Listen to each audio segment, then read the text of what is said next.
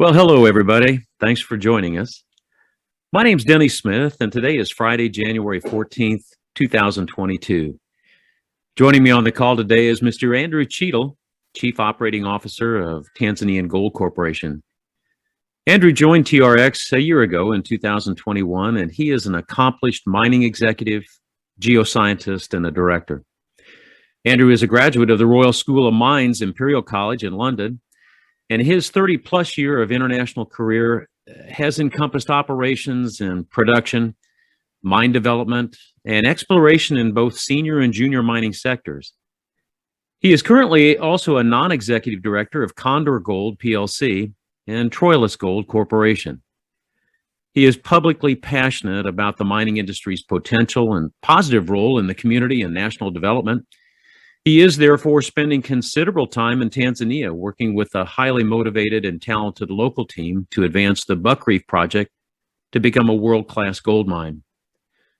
Before we get to Andrew in this discussion, please be aware that in our conversation with him today regarding Tanzanian Gold Corporation, we are not giving anybody investment advice. What we are trying to do is to provide a platform for a frank discussion about the company and the opportunities and the threats in the current economic and mining environments. But it is very important to remember that your investment decisions are your own, and those investment decisions need to be based on your own personal financial situation and the advice of your accounting and financial advisors. Well, let's get going. Andrew, I am so pleased that you've been able to carve out a little bit of your time in that busy schedule you have there in Tanzania. Well, Denny, thank you very much. And thank you for having me join your radio show, and greetings to your listeners and to our shareholders and those that I hope will become shareholders. As you say, I'm at site here, and greetings from the team here at Buckreef in Tanzania. Andrew, I've done a lot of interviews. The hardest part is to get the time zones together. We are 8 hours apart, and whereas it's 8 o'clock in the morning here, it's 4 o'clock in the afternoon there in Tanzania. But let's get going. You're a professional geoscientist. I'd like to really know what attracted you to TRX, to Tanzanian Gold, and specifically to the Buckreef Gold Mine deposit there in Tanzania. Well, Danny, thank you very much. And as you know, any great project, any great mine is based upon solid and good geology, and Buckreef has that. And through reading material on the project on Buckreef, I was very impressed, not with just what they have here, but also the potential for us to grow beyond the existing mineral resources and reserves. But what also impressed me was the country itself, and also the reach out from our chairman, Mr. Jim Sinclair, who also wanted to bring into the company some of my ESG experiences on the ground and in the industry as a whole.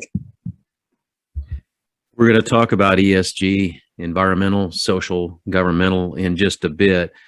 Before we get to that, though, Andrew, you have sort of led me to the current 43-101, the mineral resources and mineral reserves as are defined in that. What are they exactly? Yeah, and if anyone wanted to have greater detail on this, of course, they can go to our website and publications. But in total, at Buckreef, at the moment, we have a total measured and indicated mineral resource of about 2 million ounces. And that comes from about 36 million tons at a grade of 1.77 grams per ton. And that is an expanded mineral resource from 2018, when the company did a pre-feasibility study, which defined reserves, mineral reserves, a combination of proven and probable of about 19 million tons at 1.54 grams per ton, containing just under 1 million ounces of gold. So you can see there's been quite an expansion since that work in 2018 through to the existing mineral resources as defined. I have seen the graphical depiction of the drill holes. Andrew, it looks like Swiss cheese. It looks like a dartboard. And it looks like somebody's used it as target practice for a BB gun. There are drill holes everywhere. I would guess you couldn't walk across the property without hitting a drill hole. Well, of course, we exaggerate the size of the intersections for those presentations and for our working, but typically our drill holes, they're about the width of, say, just a coffee mug, and they're spaced 50 to 100 meters apart. But you're absolutely right, Danny. It's especially in the top 200 meters, is extremely well drilled, which gives us great confidence in what we're going to achieve. In the mining industry, confidence is everything, Andrew. What I'm interested in is there exploration upside on the property? Yeah, absolutely, Danny. And that's one of the areas that I still get a great amount of enjoyment. It is my home base, as the saying goes. Of course, I'm the Chief Operating Officer. And it is that which is very exciting. I think also would be very, very exciting to our investors. So, regulations and securities regulations prohibit me from sort of talking specific numbers, but I would say we're still very open to the northeast. We're open at depth. We're open to the southwest. We've made a brand new discovery 500 meters to the east of the main zone, which has rocks that have come out of it that look exactly like our main zone. And we've got about 3 kilometers of shear zone to test in that area. So it is very, very exciting. And there's a lot more outside of that as well. And during the coming months, we will talk about that exploration upside more openly with the market. Let's look at the site itself, Andrew. I understand that as the Chief Operating Officer, you have, you've spent so much time there, a considerable amount of time away from your family. At the camp itself, or at the mine property itself, what would we find today?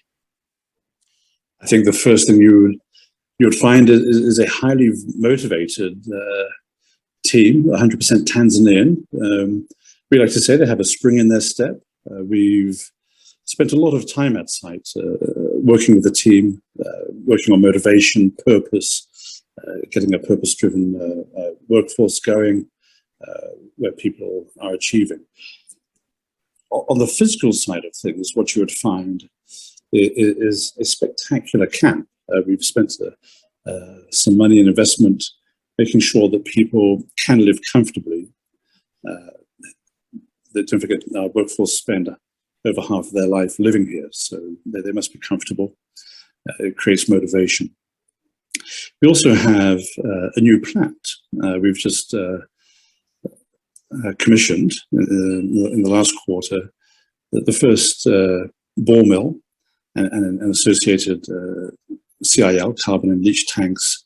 And so we're now a producing company, and those that have got out of bed early this morning will see that we've put out a press release that highlights the accomplishments of that last quarter, and credit to our team as we transform from being just, say, a pure exploration company now and development company into also a emerging producer. So it's a very exciting time for us.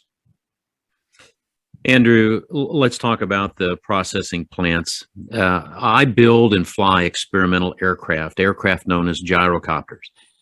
And building them and turning them on are quite different from being functional in the air. And there's a lot of testing and processing. I'm interested in, you've got that 360 ton per day processing plant up and running, on schedule and on budget.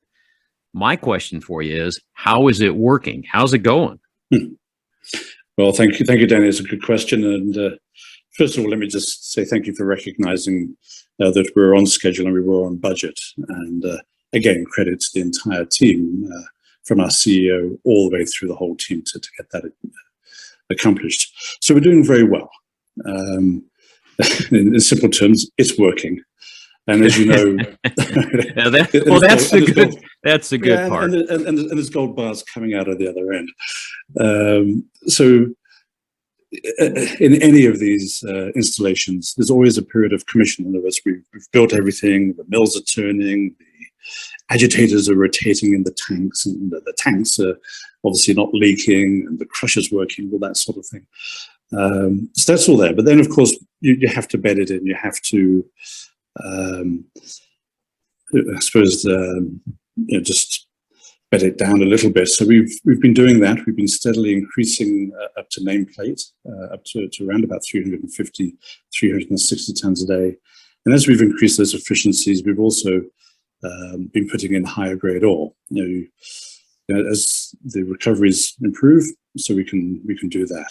So I'm very pleased to say that it is working. We're also started construction for the expansion, but perhaps we can talk about that in a minute.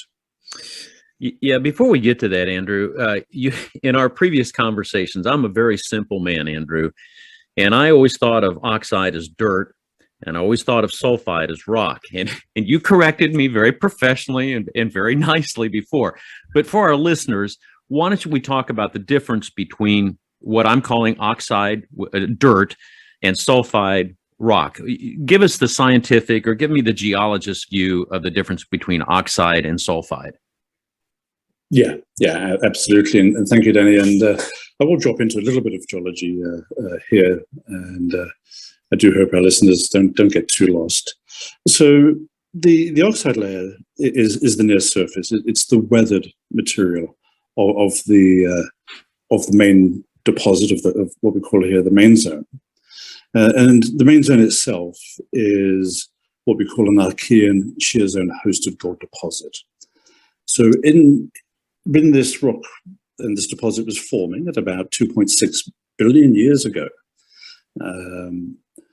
The fluids that came in were carrying sulfide minerals. Pyrite, for example, is what we see here. So that sort of is a little bit iron rich, and it also helps them attract the gold to deposit in that area. But once these rocks, and these rocks when they formed were perhaps maybe 5-6 miles deep, but through time, through the millennia, they have been uplifted and come to near surface. And it's that surface part as it interacts with the atmosphere, with the rain and the rivers and the oxygen in our atmosphere. So those sulfides break down into oxide minerals. So pyrites become hematites and so on. And it's just rock that is weathered. It's also known as saprolite sometimes.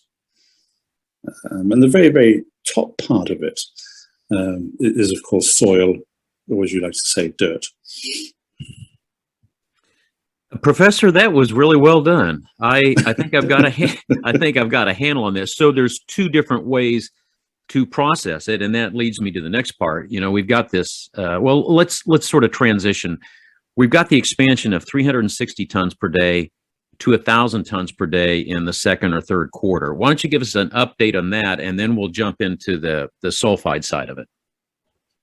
Sure, thank you very much. And Denny, as you mentioned, there's an oxide plant, and there's going to be ultimately a sulfide plant here.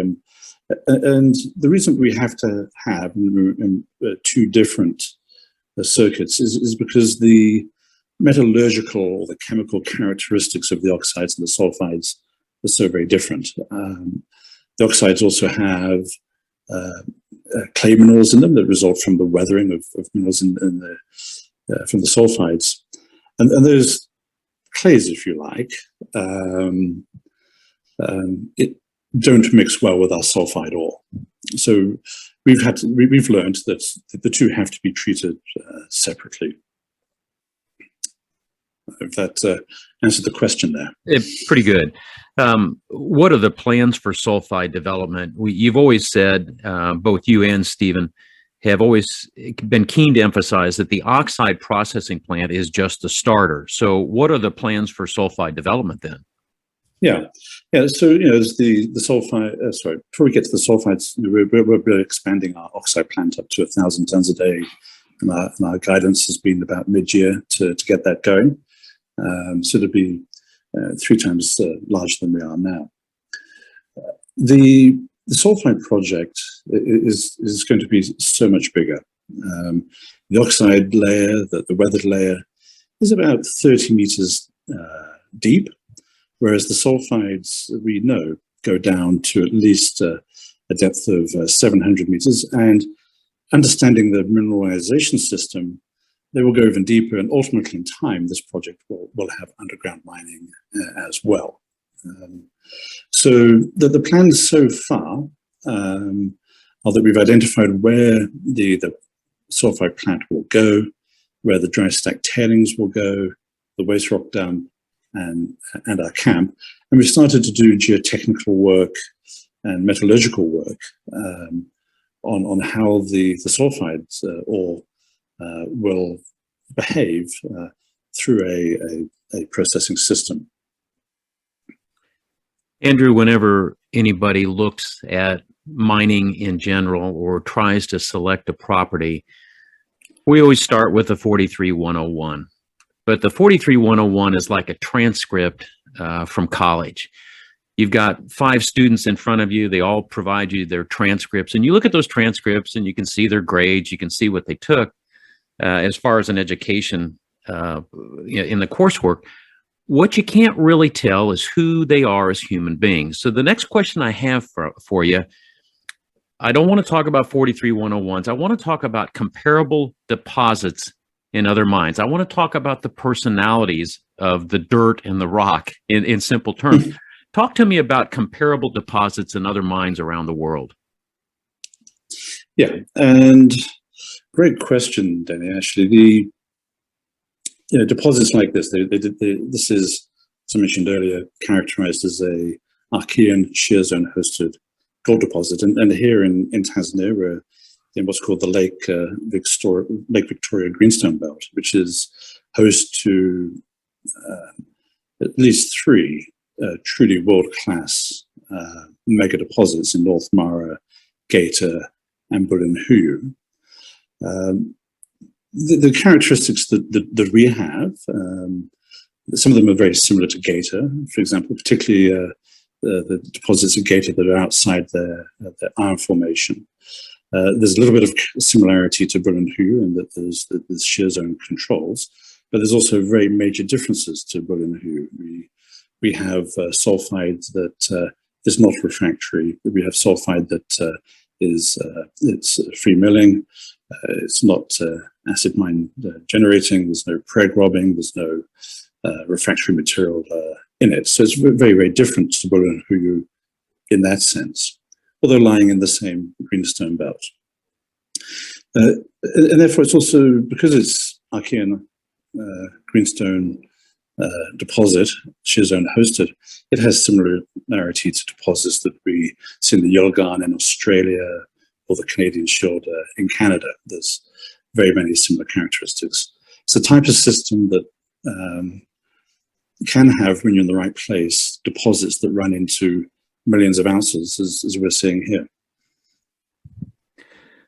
Thank you for that one. That's a little bit of a better perspective. I look at 43-101s and my mind just goes aflutter.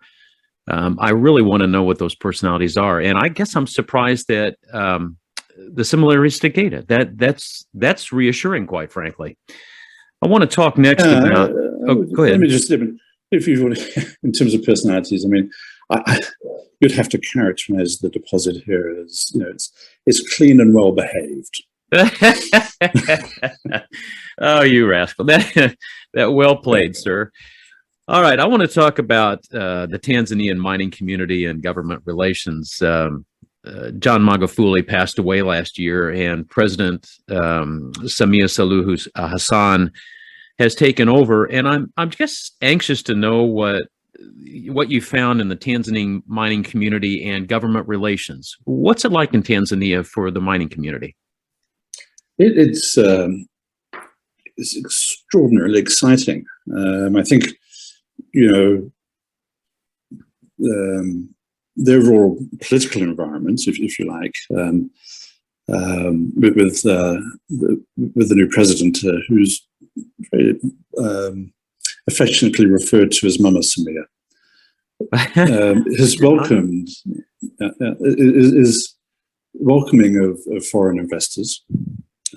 We certainly had no difficulties working with President Magufuli's team either, because that's the project's been here for a long time, and Stephen and I joined during that era. But we have certainly seen an uptick in international investment. We've seen, for example, Kabanga Nickel. You might have heard that it has just received a $100 million investment from BHP, for example.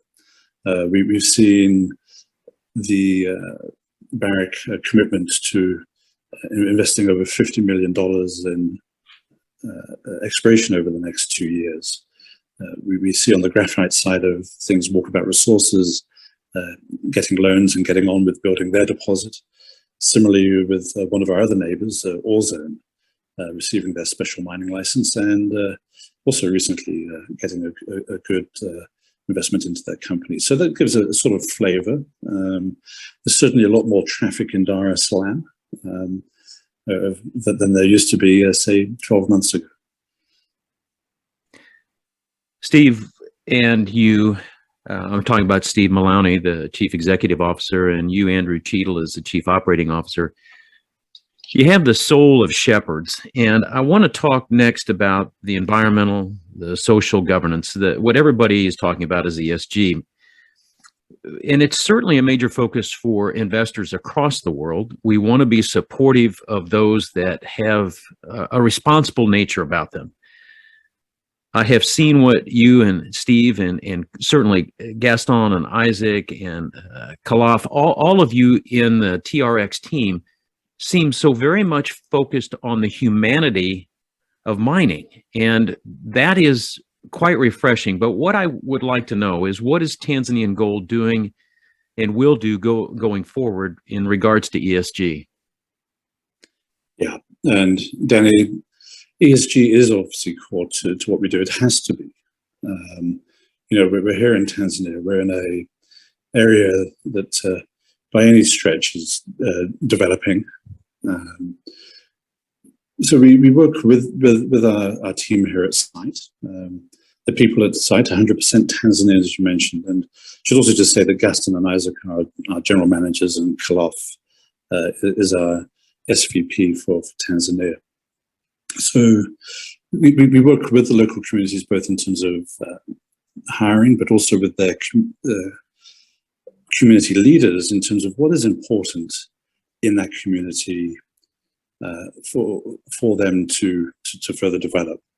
But it also has to be important to us, right? So we work our way through that, so we end up with mutually acceptable goals. And let me just give a couple, if I may. One of the ones that was quite celebrated and certainly discussed in the capital city is we recently engaged with the local secondary school. It's about 10 kilometers away from us.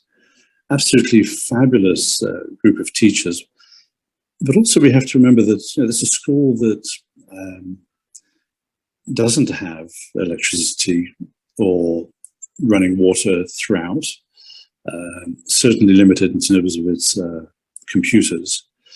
But this is a school where, if we look at our project, which would be running over obviously decades, we would want to be hiring students from that school to come and work with us. So we work with the leaders to say, well, what do you need first? And it actually turned out they wanted desks.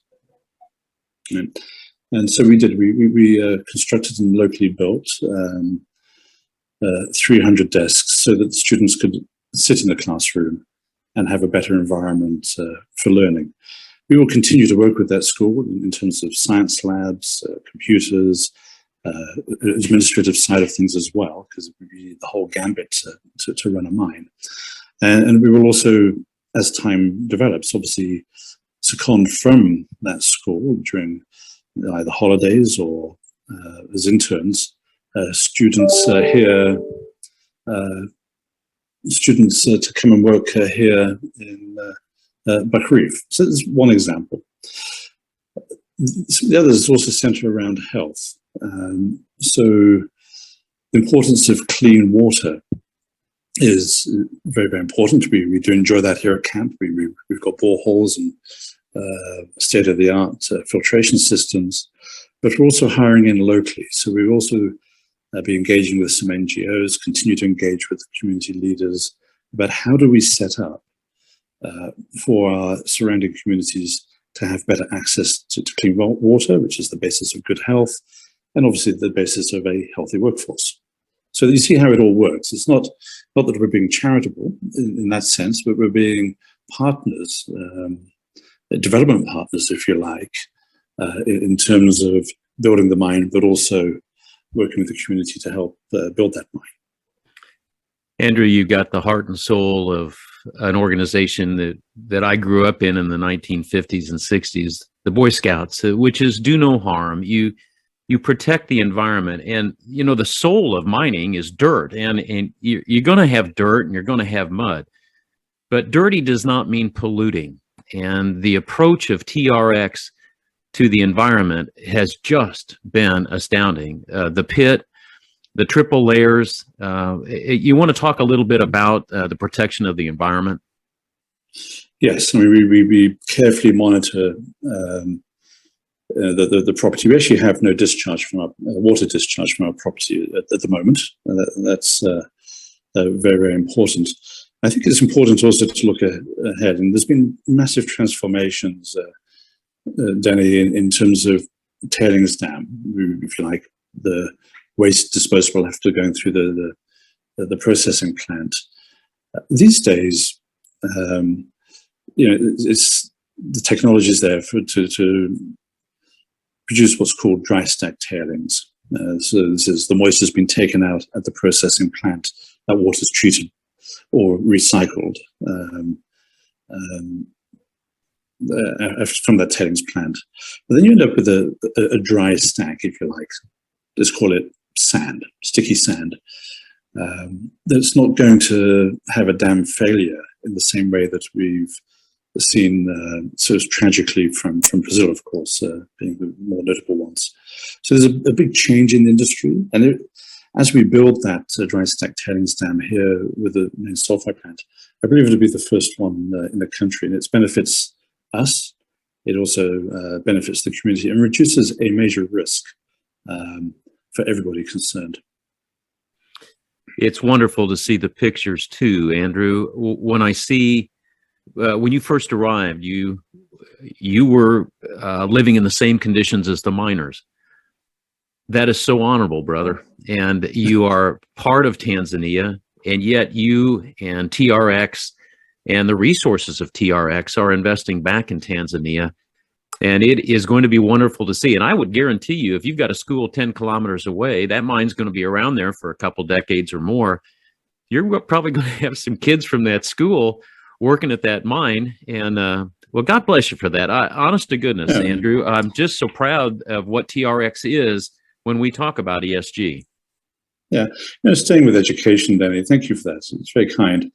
We also had the community leaders, for example, come to us, and there's a primary school, 600 students, actually on our property, and their roof had collapsed and on the school. So we took it upon ourselves to renovate and to repair that roof. And then we suddenly had a school where one half was looking good and the other half was looking a little bit old. So we obviously finished and upgraded the other half as well. And the local community is so very, very appreciative of things like that. And even though some of those students might only be 8-10 years old now, they go to the secondary school, and this mine will still be here that far down the future for them to have a meaningful work. Andrew, thank you for that leadership in making TRX a part of that community. I can guarantee you that whether it's the Amish in the middle of America where they get together for a barn raising, or if it's a group of employees from TRX that go over and put a roof back on a school, we're all the same, man. We're all the same. The humanity of man will always be that way. And again, I'm just so proud of what TRX is in that environment. It's so important, isn't it, Danny, to sort of have responsible, respectful relationships, no matter where you are. Yeah. And I tell you what, when you said 100% Tanzanian workforce, I sat straight up in my chair here. That's remarkable. I'm not sure that historically that is really, really rare, Andrew. It is. We're not aware of another project in Tanzania that has that, and that could stand to be corrected. But the The team here, they're experienced, the two co-general managers, Gaston and Isaac, one being a process plant manager, the other being a geoscientist and miner. They were well schooled in the Anglo-Americans in the barracks and gained experience. For example, in Isaac's case in Panost or OK Teddy in Papua New Guinea. Gaston spent a lot of time in Senegal with Teranga Gold, building their gold mine there. And they've wanted to come home to their country. And they've wanted to obviously have a lot more time with their families, but also to build. And they are the next generation of mine builders and mine leaders in this country. Andrew, I'm very proud for you. You've done quite remarkable work in 11 or 12 months. What's the plan for an encore the next 12 months, sir? Yes, I suppose in old investor relations speak would call that what's the news pipeline. So you can expect us to deliver on the expansion of our processing plant. We will expand that up to 1,000 tons a day and on guidance on budget. That's one part. The other part, and I think some other investors are here because of the exploration potential, which is considerable. We're already now exploring outside of the known mineral resource. We're drilling to the northeast of the property, extending along the known trend. And then we will turn our attention to the Anfield zone, which has some spectacular grab samples, fresh rock, sulfide rock, 20, 30 meters from below surface in just one limited area of artisanal mining. And as we've discussed before, Danny, those rock samples look just like our main zone, but they were running at 14 grams per ton, or they were running, the other ones at 28, 36 grams per ton. So it was extremely well mineralized. We can't wait to get the drill rig in there. You're going to be a busy man for a while, Andrew. Andrew, thanks for taking time to speak with us today from Tanzania. We certainly wish you the best in the years to come. Our guest today has been Mr. Andrew Cheatle, Chief Operating Officer of Tanzanian Gold Corporation. For further information about TRX and the properties they control, please visit their website at www.tangoldcorp.com. My name's Denny Smith, and thanks for listening.